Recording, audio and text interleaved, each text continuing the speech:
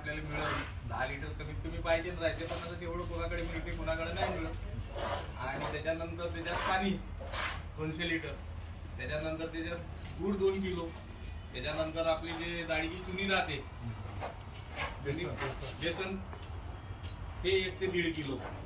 अशा प्रकारचं ते 7 दिवसाचं घोळून त्याला तयार करायचं. ते सावलीत ठेवावं लागते 2 ड्रम. आता आपण हे परमानंट करून घेतलेलं आहे इथं. रबा ह्या गाईचा गोटा, त्या गोट्याला थोडासा स्लोप दिला आहे, एक नाली दिलेली आहे साईडनं. पाणी मी जिथं उभा आहे तिथं जमा होऊन जाते ऑटोमॅटिक. दुसरीकडे जायचा काहीच सोर्स नाही आहे, म्हणजे इथून पाणी वाहणारच नाही.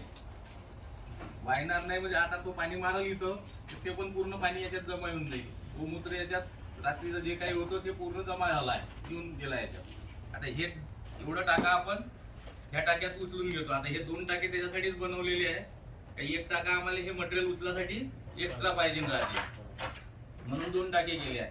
आता हे 2 दिवसाचं आपण आजचं उद्याचं असं 2 दिवसाचं आता हे एवढं भरून जाते. समजा अर्धा पाऊण टाका भरून जाते एवढ्या ह्याच्यात. त्याच्यानंतर पुन्हा त्याच्यात 1 टोपलं सेल आणि पाणी. तर पूर्ण आता हे 1400 लिटरचं टाका आहे जवळपास. एवढं भरून घेतो आपण. भरल्यानंतर त्याच्यात गूळ टाकून देतो 2 किलो फक्त, कारण 1400 लिटरला आम्ही 2च किलो टाकतो, कारण गूळ काही सस्ता नाही आहे. आपण गूळ टाकायला जाऊ तर तिथं लंबून जाऊ, म्हणून गूळ 2च किलो टाकतो आम्ही. त्याच्यानंतर त्याच्यात डाळीची जे आपण ढेप वगैरे आणतो, जे चुनी जे राहते गाईसाठी, ते 1 ते 1.5 किलो. आणि ढवळण्यासाठी आता आमची जी प्रोसेस लावली आहे तर ती आहे याची मोटरची. आता ह्या मड पंप आहे. मड पंप म्हणजे साधा पंप जो पाण्याचा आपला एक राहते, आणि ह्या मड पंप आहे. ह्या मड पंपाचे पूर्ण मटेरियल उचलण्याची ताकद आहे. ह्या आता एक वेगळा मड पंपही मिळते. आता ह्या फुटबॉल जो लावला आहे आपण, ह्या 4ही टाक्यात आपला फिरवता येते आपल्याला.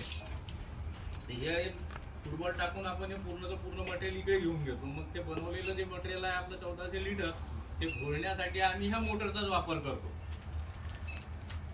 तर मोटरचा वापर कसा करायचा आहे, आता ह्या जसं फुटबॉल ह्याच टाक्यात टाकलेला आहे आपण, आणि ह्याच टाक्याचा वाल चालू करू आणि मोटर चालू करू. हे बघा, हा याच्यात टाकला, मोटर चालू केली तर ते वाल बंद केले, आणि हा चालू केला तर याच्यात येईल. हा याच्यात टाकलेला आहे पुन्हा, तर त्याचा व्हॉल्व चालू केला, बाकी बंद केलं तर त्याच्यात जाईल. म्हणजे हा एकच पंप काम करू शकतो. म्हणजे हा एकच पंप सर्वीकडे काम करते. हा एकच पंप सर्वीकडे काम करू शकते. दुसरा पंप लावायची गरज